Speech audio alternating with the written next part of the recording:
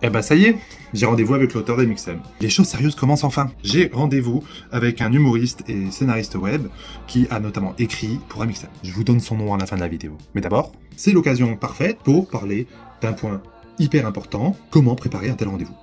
Et l'un des points les plus importants, et c'est la raison pour laquelle je voulais faire cette vidéo, c'est le style. Il faut savoir une chose, un scénariste, c'est aussi, et des fois même surtout, un commercial. On a du mal à l'accepter, mais c'est vrai, vous avez un projet, vous voulez le vendre, le partager. Donc il faut réussir à le vendre. Non seulement tu dois taffer le fond, évidemment, mais tu dois aussi taffer la forme.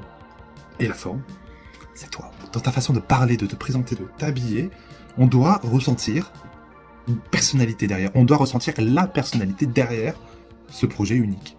C'est dommage, mais c'est comme ça que fonctionne le monde, hein, malheureusement. La forme est des fois plus importante que le fond. On va quand même revenir là, sur notre sujet principal. Ici, c'est clairement pas une chaîne de mode, mais n'hésitez pas à me dire en vrai si je suis dégueu ou si en vrai ça passe. Mais du coup, dernier point, un rendez-vous pro, qu'il soit avec un prod, un réal ou un auteur, en réalité, il n'y a pas grand-chose d'autre à préparer.